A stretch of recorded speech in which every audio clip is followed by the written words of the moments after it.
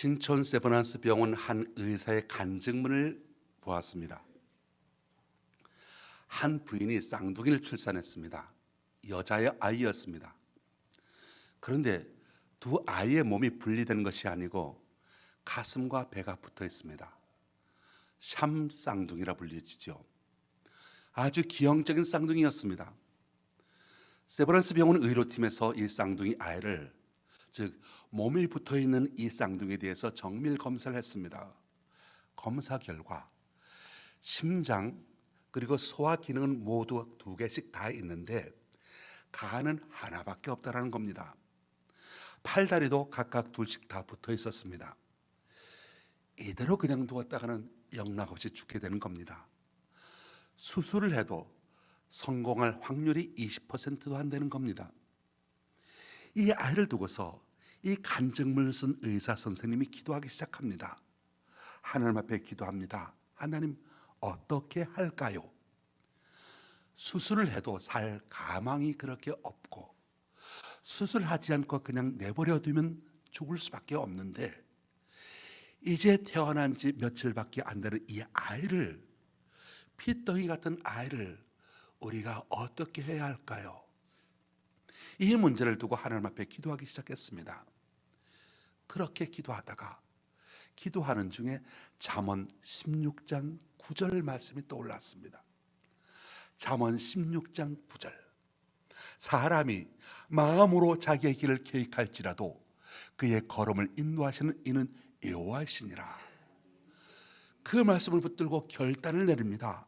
하나님, 인간의 의술에 의해서 수술을 시작하겠지만 결과를 이루시는 분은 하나님이시오니 하나님, 좋은 결과 이루게 하여 주십시오. 하나님께 결과를 맡깁니다. 그렇게 기도하면서 수술을 결정을 합니다. 특별팀을 구성해서 다시 정밀 검사를 하고 검증을 해서 한 달 후에 수술에 드디어 들어갑니다. 10시간 걸렸습니다. 혼신의 힘을 다해서 수술을 했다고 합니다. 근데 마지막에 가서 심장이 연결되어지는 혈관을 분리하고 그 연결하는 그 작업이 힘들어서 하마터면 두 아이 다 잃을 뻔했다는 거죠. 맥박이 거의 정지된 상태까지 이르렀다고 합니다. 다행히 성공적으로 수술은 마쳐지게 됩니다. 두 아이가 분리되었고 다 잘 자라고 있다고 합니다. 그 의사 선생님이 수술한 다음에 간증을 하기를, 인간의 의술이 아닌 하나님께서 베풀어 주신 기적의 은혜에 의해서 두 아이가 분리되어 살게 되었다라고 그렇게 끝을 맺고 있습니다. 인간의 의술이 아닌 하나님께서 베풀어 주신 기적적인 은혜에 의하여 두 아이가 분리되었고 생존하게 되었다, 그렇게 간증을 하고 있습니다. 그렇습니다. 우리 사람들이 한 생을 살아가는 데 있어서 때로는 상식적으로 이해하기 어렵고 그리고 과학적으로 설명하기 어려운 그런 신비한 능력을 체험할 때가 있습니다. 그 신비한 능력을 가리켜서 우리는 기적이라고 말하지요. 기적. 특히 믿음으로 사는 사람에게는 하나님께서 함께 하십니다. 하나님께서 함께 하시면, 하나님께서 함께 하시는 사람에게는 하나님의 능력과 역사가 나타납니다. 하나님의 능력이 나타나는 그곳에는 우리 인간의 합리적인 생각과 상식 또는 과학으로 설명할 수 없는 신비로운 기적이 나타날 때가 있습니다. 그래서 구약 성경에도 보면 수많은 기적에 관한 이야기들로 가득 차 있지요. 모세가 홍해를 갈랐습니다. 반석에서 물이 솟아나왔습니다. 애굽의 바로 앞에서 10가지 놀라운 기적을 행하였습니다. 히브리 백성들이 40년 동안 광야 길을 걷고 있었는데 하늘에서 만나와 메추라기가 하루도 빠짐없이 내려서 그들이 먹고 살 수가 있었고, 그들의 신발이 40년 동안 헤어지지 않았고 의복이 낡아지지 않았다고 했습니다. 기적입니다. 인간의 머리로는 이해할 수가 없고 어떤 공식으로도 해명할 수 없는 기적이 있지요. 구약 성경에서 대표적인 기적을 찾으라고 한다면 하나님의 천지 창조일 겁니다. 하나님께서 천지를 창조하신 것 그 이상의 더 큰 기적이 어디 있겠습니까? 신약 성경에도 수없이 많은 기적들이 나옵니다. 죽은 나사로가 살아났습니다. 주님께서 물 위로 걸으셨습니다. 물이 변하여 포도주가 되었습니다. 각종 병자가 고침을 받았습니다. 물고기 2마리와 떡 5개로 장정 5,000명이 먹고도 12광주리가 남았습니다. 기적입니다. 그런데 여러분, 이러한 모든 기적들보다 몇만 배, 아니 몇천만 배 더 큰 기적 중의 기적, 도저히 일어날 수 없는 일이 일어났습니다. 그것이 바로 성탄입니다. 성경에서 가장 큰 기적을 사건을 찾으러 간다면 바로 하나님께서 인간의 몸을 입고 인간의 역사 속으로 들어오신 사건이라고 말할 수 있습니다. 성탄은 기적입니다. 아기 예수가 2000년 전 유대 땅 베들레헴에서 태어나셨다는 것, 그것이 기적 중의 기적인 것이죠. 예수님의 탄생은 역사 속에, 인간의 역사 속에 이루어진 하나님의 최대의 기적의 사건이고 이것보다 더하는 기적은 없습니다. 오늘 이 시간 예수님의 탄생과 관련해서 어떻게 기적이 이루어졌는가, 그것을 생각하며 함께 하나님의 뜻을 살펴보고자 합니다. 첫째로, 동정녀의 몸에서 태어나는 기적입니다. 우리가 성경을 읽어보면 아이를 낳았다 라고 하는 것이 어떤 흐름이 있는 것을 보게 됩니다. 구약 성경을 잘 읽어보면 애를 못 낳았던 할머니가 애를 낳았다 하는 것이 이야기이고, 신약을 보면 아기를 낳을 수 없었던 처녀가 아기를 낳았다 하는 이야기입니다. 구약을 보면 아브라함이 100세 때 그의 아내 사라가 90세 때 사라의 경수가 끊어졌습니다. 난자 생산이 불가능한 상황이었다는 거죠. 그런데 천사가 나타났습니다. 내년 이맘때에 아이를 낳게 될 것이다. 사라가 킥킥 웃었습니다. 하나님도 모르시는 게 있네. 그때 여호와께서 능치 못하실 일이 어디 있겠느냐 하면서 태어난 아들이 바로 이삭입니다.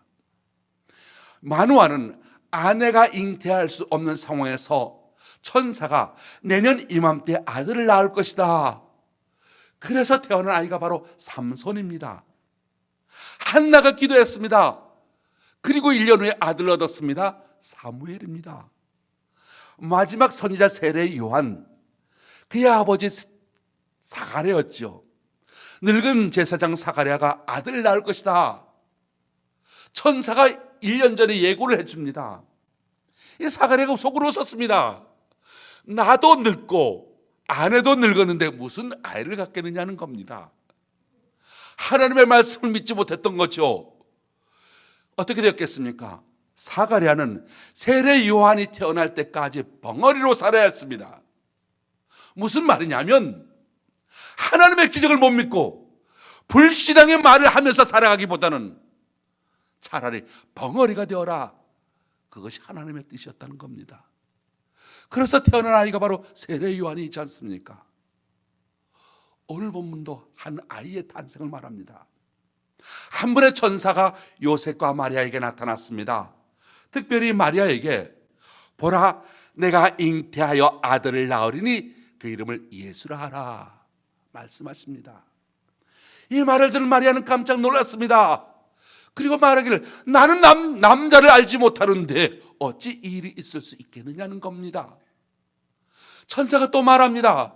성령이 내게 임하시고 지극히 높으신 이의 능력이 너를 덮으시리니 이러므로 나실 바 거룩한 이는 하나님의 아들이라 일컬어지리라 이야기를 합니다.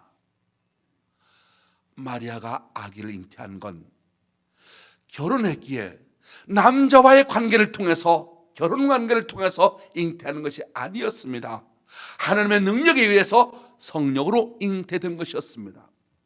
자연적인 현상이 아닙니다. 하나님의 기적입니다. 예수님께서 동정녀 마리아에게서 태어나셨던 그 사실 자체에서 하나님의 놀라운 능력이 이루어졌다는 사실을 알 수가 있습니다. 이와 같은 사실 자체가 놀라운 기적이죠. 그런데 동정녀를 통해서 아기 예수님께서 태어나셨다, 사실 이 말씀이 세상 사람들로부터 많은 비난을 받아왔습니다. 언제나 기독교와 교회는 세상 사람들로부터 비난에 직면해 왔고, 지금도 기독교를 비난하는 사람들이 많이 있습니다만은, 그런데 교회와 기독교에 대해서 비난하는 것 중에 가장 큰 것 중에 하나가 바로 예수님의 동정녀 탄생만큼 많은 고난과 시련을 받은 교리 또한 없을 겁니다. 믿음이 없는 비기독교인들로부터 기독교는 비합리적이라고, 비현실적이라고, 비과학적인 종교라고 2000년 동안 비난받아 왔던 것이 바로 동정녀 마리아에게서 태어난 예수 그리스도이신 겁니다. 지금도 많은 이단들의 공격 중에 하나가 바로 동정녀 탄생이지요. 그런데 여러분, 왜 그러느냐? 동정녀 탄생을 이걸 믿으면 예수님께서 구세주이시며 하나님의 아들이시다라고 하는 사실을 인정해야 하니까, 그 사실을 인정하지 않기 위해서 무수하게 공격을 하는 것이지요. 성령으로 잉태되어 동정녀에게서 예수가 나시니라. 이 사실은 하나님께서 인간으로 오실 수 있는 가장 적법한 방법이었던 겁니다. 어느 시골교회 여전도사님이 계셨습니다. 초등학생이 성경을 읽다가 궁금한 걸 여전도사님에게 물어보면 전도사님은 언제나 짚고 간단하고 분명하게 대답을 합니다. 전도사님, 예수님께서 물 위로 걸어오셨다는데 그게 진짜예요? 예, 예수님은 하나님이신데 물 위를 걸어도 안 빠지는 것이 당연하지 않겠니? 물에 빠지면 그게 이상하겠다. 예. 전도사님, 정말로 도시락 하나로 5,000명이 먹었을까요? 예, 예수님은 천지를 창조하신 하나님이신데 당연히 먹이실 수 있어야지, 못 먹이시면 그게 이상하겠다. 예. 전도사님, 진짜 예수님은 처녀 몸에서 태어나셨을까요? 마리아는 처녀 몸으로 예수님을 낳았을까요? 예, 하나님이 인간으로 오실 거면 그 정도로는 오셔야지, 처녀의 몸에서 나지 아니하셨다면 그게 이상하겠다. 예. 이 전도사님의 대답은 정말 단순하고 간단했는데 생각해보면 그것이 진리였던 겁니다. 참으로 지혜로운 대답이죠. 동정녀 몸에 성령으로 잉태되었다는 이 사실은 하나님께서 마리아의 난자를 빌리신 것이 아닙니다. 마리아의 세포 분열로 예수님께서 탄생하신 것이 아니라는 것이지요. 마리아의 몸을 빌리신 것입니다.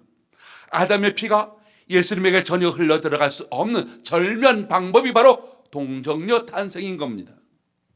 과학적 기록이 아닌 히브리서 10장 5절 말씀을 보면 한 몸을 예비하셨다고 말씀합니다. 베드로전서 1장 19절, 예수님의 피는 보배로운 피라고 증언합니다.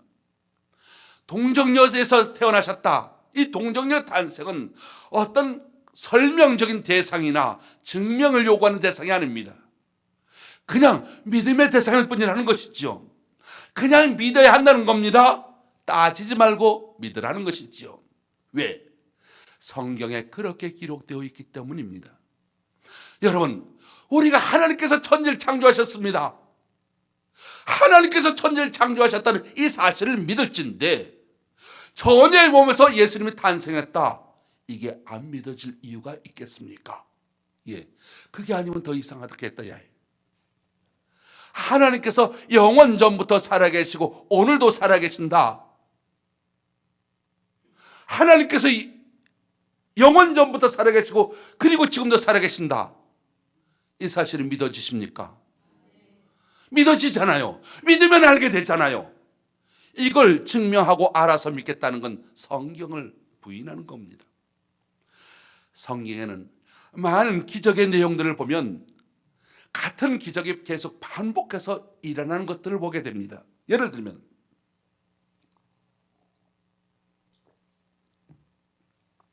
병자가 고침을 받은 기적이 구약시대에 많이 있었습니다. 예수님께서도 이와 같은 기적을 많이 행하셨습니다. 바람과 바다를 잠잠하게 하셨습니다. 초자연적인 능력을 발휘하는 기적을 많이 일으키셨습니다. 굶주린 자들이 먹을 것을 얻었습니다. 당장 갈 길을 알지 못하는 자들이 길을 찾았습니다. 눈먼 자들이 눈을 떴습니다. 그런 종류의 기적은 성경 전체를 통해서 계속 이루어져 왔습니다.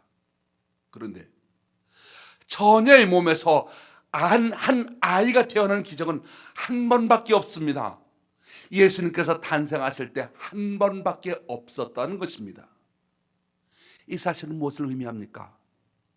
예수님만이 하나님의 아들이시고 예수님만이 인류의 구세주이시며 예수님만이 인류의 죄를 대속해 주실 구세주이시다는 사실을 확실히 우리에게 알려주시는 것입니다. 예수님께서 처녀의 몸에서 태어난 사실은 단순히 한 번 있었던 기적 정도로만 생각할 것이 아니라는 것이지요. 하나님께서 인류를 구원하시기 위해서 오랜 전부터 예언자를 통해서 예언해왔던 예언의 성취였습니다. 둘째로 동정녀 탄생은 하나님이 인간이 되신 성육신의 기적입니다. 요한복음 1장 14절 말씀 보면 예수님의 탄생을 이렇게 설명하고 있습니다. 말씀이 육신이 되어 우리 가운데 거하심에 우리가 그의 영광을 보이니 아버지의 독생자의 영광이요 은혜와 진리가 충만하더라. 하나님께서 인간의 몸으로 이 세상에 오셨습니다. 그분이 바로 예수 그리스도이십니다. 하나님께서 인간이 되셨다. 이것보다 더 큰 기적이 어디 있겠습니까? 역사상 최대의 사건이요 기적입니다. 2차 세계대전 말기 많은 영국군 포로들이 독일군 포로 수용소에 갇혀 있었습니다. 썩은 빵 조각을 조금씩 얻어먹으며 말할 수 없이 비참한 포로 수용소 생활을 하는데 영국군 포로 가운데 기술 좋은 한 사람이 이것저것 주워 모으고 부품을 구해서 라디오 하나를 만들었습니다. 밤마다 그 라디오를 아주 작게 듣는데 그가 라디오 방송을 듣다가 자기의 동료들을 흔들어 깨웁니다. 연합군이 노르망디 상륙작전에 성공해서 지금 이곳으로 오고 있다는 소식을 들었던 겁니다. 그들이 오고 있다. 그들이 오고 있다. 이 소식 순식간에 수용소의 포로들에게 전파됩니다. 그 순간 포로들의 얼굴이 환해지기 시작합니다. 여전히 먹을 것은 형편없었고 여전히 추위와 고통과 아픔이 그들에게 있었지만 이제 곧 우리를 이 지긋지긋한 포로 수용소에서 해방시킬 아군이 다가오고 있다. 그들이 오고 있다 라고는 소식이 그들의 얼굴을 환하게 만들었던 겁니다. 성도 여러분, 성탄절의 의미가 어디 있을까요? 예수님께서 이 땅에 오신다. 예수님께서 이 땅에 오셨다 라는 사실 하나만으로도 우리 얼굴에 생기가 돌고 마음이 들뜨고 삶의 소망을 갖게 되는 것입니다.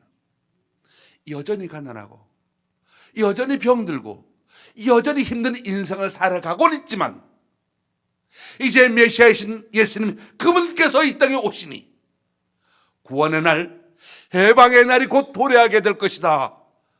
그러한 소망을 갖게 되는 날이 바로 성탄의 날입니다. 한 가지 더 놀라운 사실, 하나님께서 인간의 몸으로 오실 때 왕의 몸으로 오신 것이 아니고 부자의 모습으로 오신 것도 아니었습니다. 기술자의 모습으로 오신 것도 아니었습니다. 섬기는 종으로 이 땅에 오셨다는 사실입니다. 이 사실에 대해서 성경 빌립보서 2장 6절 이하에서 이렇게 말씀하고 있습니다. 그는 근본 하나님의 본체시나 하나님과 동등됨을 취할 것으로 여기지 아니하시고 오히려 자기를 비워 종의 형체를 가지사 사람들과 같이 되셨고 사람의 모양으로 나타나사 자기를 낮추시고 죽기까지 복종하셨으니 곧 십자가에 죽으심이라. 하나님께서는 섬기는 종으로 이 땅에 오셨습니다. 그렇기 때문에 예수님은 헤롯의 왕궁이 아니라 낮고 천한 베들레헴 말구 위에서 탄생하셨습니다. 섬기는 종으로 오신 이 예수님을 우리가 어떻게 영접할 수 있겠습니까? 우리들 자신이 섬기는 종의 모습으로 살아가게 될 때 바로 예수님을 영접하는 삶을 살 수가 있습니다. 중세 성자라 불리우는 아시스의 프랜시스에 관한 일화가 있습니다. 원래 아시스의 프랜시스는 부잣집 아들로 태어나 젊어서 방탕한 생활을 했습니다. 술 좋아했습니다. 여자를 가까이 했습니다. 향락에 빠져 있었습니다. 부잣집 아들이니까 뭐 거릴 것이 없었던 것이죠. 그러다가 조금씩 정신을 차리기 시작합니다. 주일이면 교회를 갑니다. 예배를 드리기 시작합니다. 그런데 교회 다니면서도 예배 다니면서도 완전한 크리스천이 되지는 못했습니다. 한 발은 교회 안에 들여놓았지만은 여전히 다른 한 발은 세상에 걸쳐놓았던 거죠. 한편으로는 예수 믿는 그리스도인인 것 같지만은 또 한편으로는 그리스도인이 아닌 모습으로 살아가고 있었습니다. 그렇게 신앙생활을 하다 보니까 얼마나 자기 마음이 괴롭겠습니까? 자기도 갈등이 많은 신앙생활을 하게 되었던 거죠. 그러던 어느 날 길을 가다가 길거리에 움츠러들고 있는 한 사람을 발견하게 됩니다. 누더기를 쓰고 추위에 벌벌 떨면서 쭈그리고 앉아 있었습니다. 가만히 가까이 가서 보니까 얼굴과 두 손이 찌그러진 문둥병자였습니다. 굶주렸고 추위에 벌벌 떨고 있었습니다. 병마로 인하여 깊은 고통을 당하고 있었습니다. 너무너무 불쌍했습니다. 불쌍한 생각이 그의 마음속에 막 밀려 들어왔습니다. 동정심이 생겼습니다.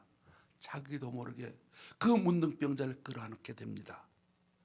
그 순간 프랜시스의 마음속에 이상한 현상이 생겼습니다. 자기가 껴안은 이 인간이 문둥병자가 아니고 예수 그리스도시라는 사실을 깨닫기 시작한 겁니다. 그리스도처럼 느껴졌다는 것이지요. 그때부터 예수 그리스도가 누구이고 그리스도를 섬기는 생활이 무엇인가를 알게 되었습니다. 그리스도를 껴안는다라고 하는 건 자기보다 어렵고 고통당하고 소외당하는 사람들을 껴안는 생활이다. 예수 믿는다라고 하는 것은 바로 이런 삶을 말하는 것이다 하는 사실을 깨닫게 됩니다. 동방박사들이 어디서 예수님을 발견했습니까? 헤롯의 궁궐이 아니었습니다. 베들레헴의 말구이였습니다. 마찬가지로 말구이에 누워 계신 어린 아기 예수를 껴안는 그 사람이 예수님을 영접할 수 있고 경배할 수 있습니다. 우리 그리스도인들은 남을 섬기고 봉사하고 사랑하는 생활을 최고의 덕이고 최고의 가치요 보람이요 기쁨으로 생각하며 살아야 하겠습니다. 성탄절이 다가옵니다. 내일이 성탄절입니다. 이 성탄절, 이 크리스마스는 하나님께서 생명을 주시기 위하여 저와 여러분을 찾아오시는 날입니다. 그 섬김과 사랑과 자기 포기를 몸으로 실천하시는 날입니다. 그래서 이 성탄절 크리스마스를 맞이하면서 잃어버린 사랑 회복하고 높아진 마음 겸손해지고 낮아짐으로 자기 희생으로 바뀌는 계절이 되어야 하겠습니다. 기적이 일어나야 되겠고 기적을 체험하는 계절이 되어야 되겠습니다. 닫혔던 마음이 열려지고 얼어붙었던 마음들이 녹아지고 섭섭했던 마음들이 이해가 되어지고 상처받았던 마음이 용서하는 마음으로 바뀌어지는 기적이 일어나야 되겠습니다. 2023년 이 성탄절에 여러분 개개인에게도 여러분의 심령이 먼저 살아나게 되는 기적이 있게 되기를 예수님의 이름으로 축원합니다. 기도하겠습니다. 하나님 아버지, 우리 가운데 임하여 주신 은혜를 감사드립니다. 성탄절이 다가옵니다. 인류 구원을 위하여 이 땅에 오신 주님의 모습을 바라보면서 주님을 영접할 수 있는 저희 모두가 되게 하여 주옵소서. 주님께서 이 땅에 오신 것, 모든 인류를 구원하시기 위한 것임을 고백합니다. 이러한 하나님의 사랑이 저희들 속에 역사하고 있음을 깨닫게 하시고 저희도 주님의 사랑을 본받고 실천할 수 있도록 하여 주옵소서. 주님께서 이 땅과 이 나라와 이 민족과 우리 모든 개개인을 바로 세우려고 하셨던 하나님 나라, 운동에 동참하면서 주님을 영접하는 우리 모두가 되게 하여 주옵소서. 예수님의 이름으로 기도합니다. 아멘. 122장 찬송하겠습니다.